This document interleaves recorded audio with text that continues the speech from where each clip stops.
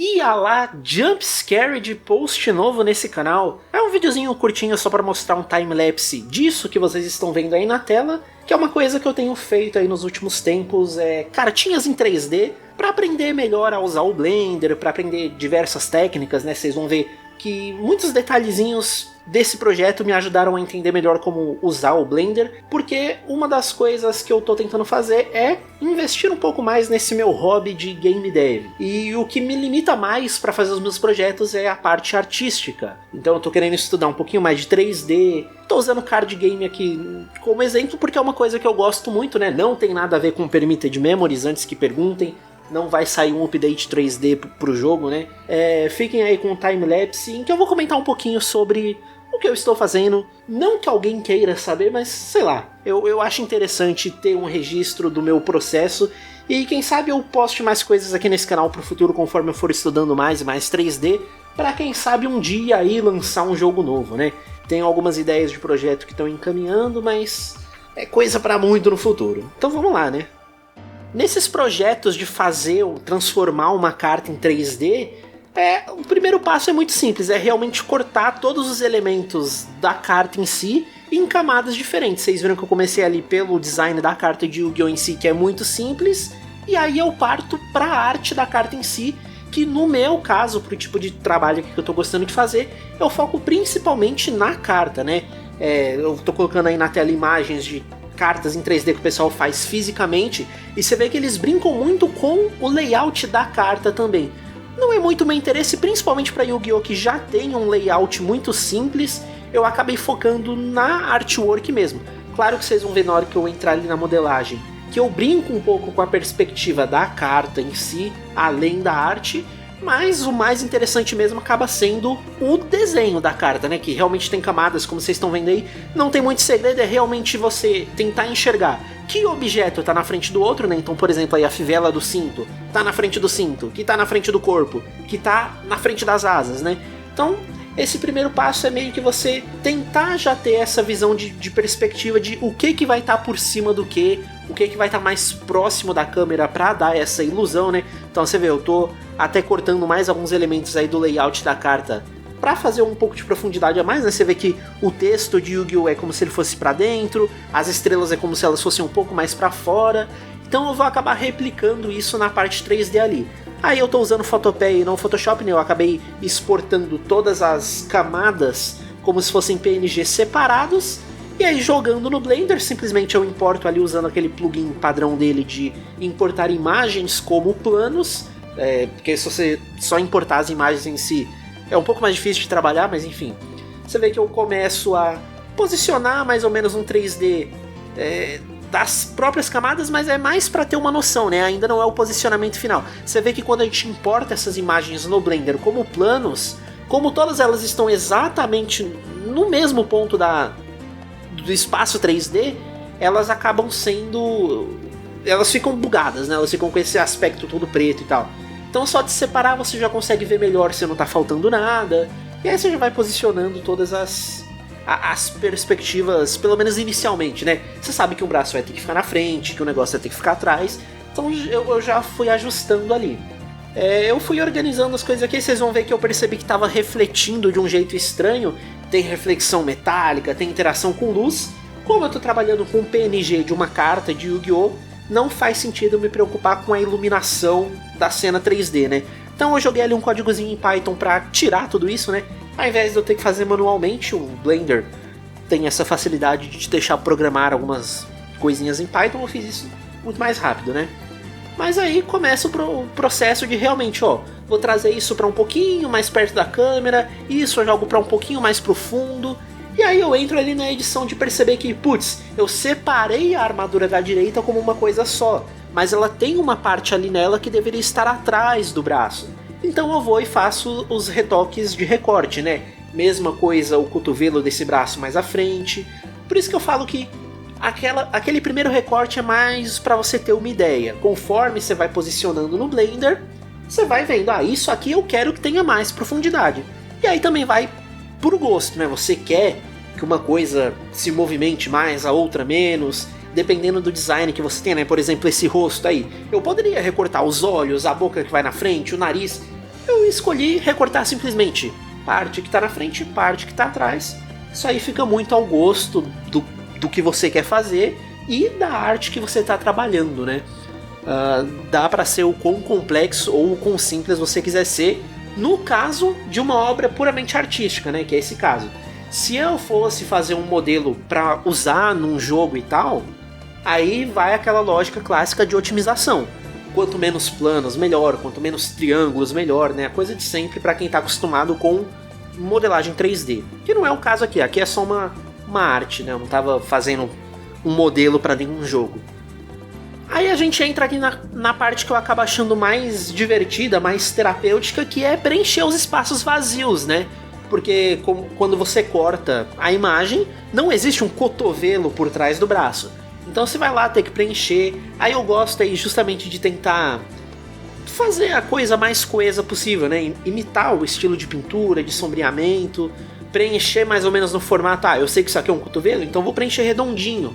Porque aí na hora que você vai movimentar a carta para ver ela na perspectiva, como vocês viram ali no começo do vídeo, isso acaba ajudando na ilusão, né?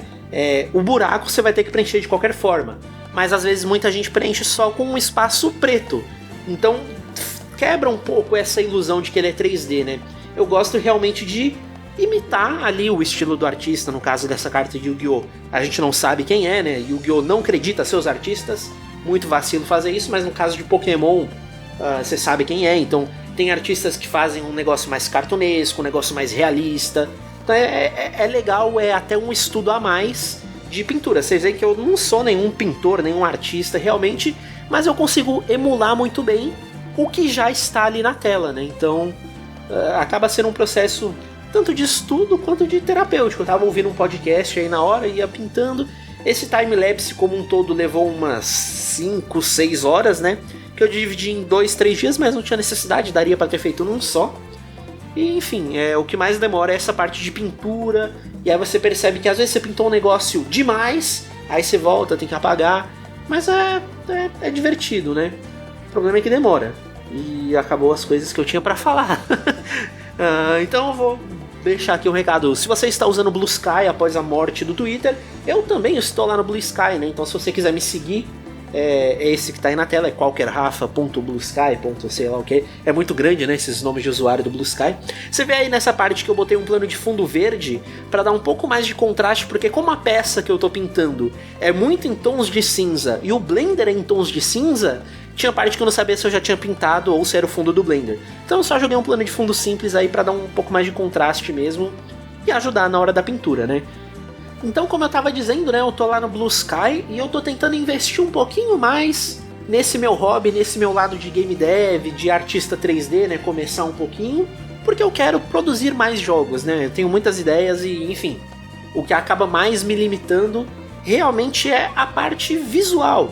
Eu não sei desenhar, eu não sei fazer pixel art, eu não sei fazer modelo 3D, e eu acabei optando por, vou aprender 3D porque é o que me interessa mais, né. E aí lá no Blue Sky eu talvez puxe um pouco mais para esse lado, né? Postar, pode ser mais timelapses como esse, tanto lá quanto aqui, né? Quando eles liberarem vídeo lá naquele site que tá caminhando a passos de tartaruga. Mas enfim, as pernas aí foi uma das partes que eu mais gostei de fazer, porque ela tinha detalhes que precisavam ser prolongados, né? Esticados do jeito que é na arte original. Então foi um estudo legal aí também prolongar essas perninhas para a perspectiva da carta no final. Ao contrário dessa parte aí que é só o design da carta, que já vai ser coberto por outras coisas. Eu só preciso realmente preencher, se você for ver ali no Blender, o cantinho esquerdo tem um buraco que está mostrando o que tem atrás. Então eu só precisava preencher mesmo aí, né? Com alguns truques básicos do Photoshop, na verdade o Photopia, né? Tô usando tudo ferramenta open source, gratuita, né? Blender, Photopia, Godot para programar os jogos, enfim. E aí vem a parte que realmente levou mais tempo, deu mais trabalho e com a qual eu aprendi muita coisa também, que foi preencher o fundo dessa carta, né? Essa explosão aí, que é um padrão não muito simples, né? Tem muita coisa para ser replicada. Eu comecei meio perdido, vocês estão vendo aí, essa parte da antena tá coberto o buraco, mas claramente é uma antena que tá escondida, né? E aí nessa parte de baixo eu já consegui prolongar um pouco mais a explosão.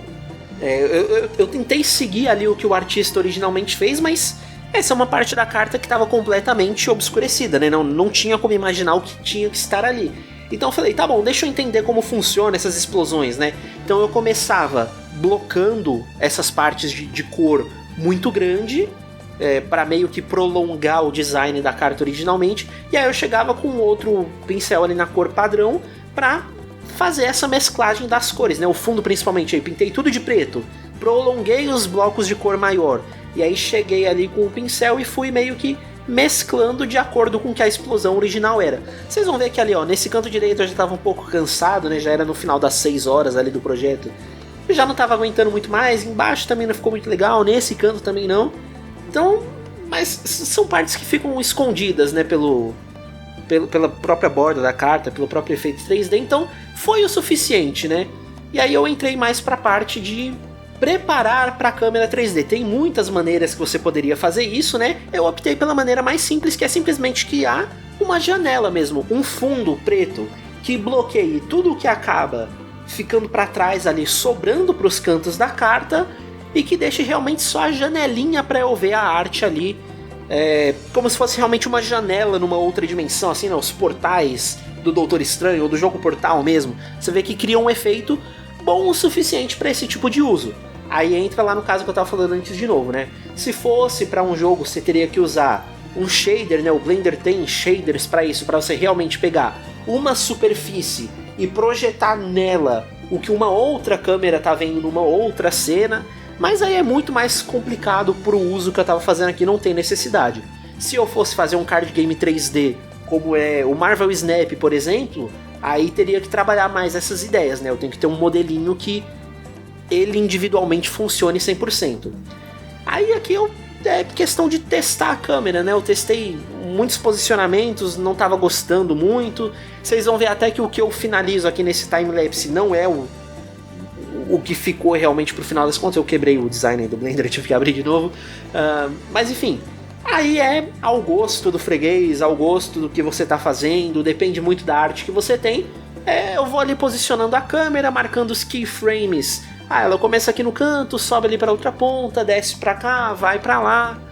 Eu vou ajustando realmente. Essa parte de câmera é uma coisa que eu preciso estudar bastante ainda, para esse caso de movimento mais dinâmico, né?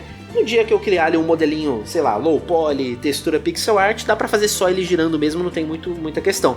Mas nesse caso que eu quero mostrar essa perspectiva como se fosse uma janela numa outra dimensão, né? Mostrando esse fundo bem mais destacado. Você vê que eu renderizei errado também. Ao invés de gerar um vídeo, eu gerei 90 frames estáticos, enfim. Eu tô aprendendo ainda o Blender, né? Eu uso o Blender há muitos anos, mas foi sempre pra fazer um ajuste aqui, um retoque ali, um negócio aqui. Nunca pra fazer o processo do começo ao fim, como foi nesse timelapse que vocês viram aí. Então esse acabou sendo o resultado final, né? A carta de Yu-Gi-Oh! Tem sempre uma arte muito chapada, porque enfim, ela é impressa em 2D, não tem milagre que dê pra fazer. Então é um estudo interessante para aprender aí. Questão de perspectiva, questão de importar e lidar com materiais, a questão de pintura ali, né, no Photoshop, no Photopea, enfim. Os próximos passos que eu quero fazer aqui são realmente modelagens 3D, né, objetos de verdade. Quem sabe eu poste aqui no canal, mas se eu não postar nesse canal também, como eu disse, tá lá no Blue Sky. Se você tem Blue Sky, quiser me seguir lá, é um lugar mais fácil da gente interagir, né? Então é isso, talvez tenha mais vídeos aqui, talvez não tenha. Fica aí só como um experimento e um aviso também, caso vocês queiram me seguir em alguma rede social, né? Enfim, até mais. Não sei como terminar esse vídeo, porque eu não sabia nem se eu ia postar esse vídeo.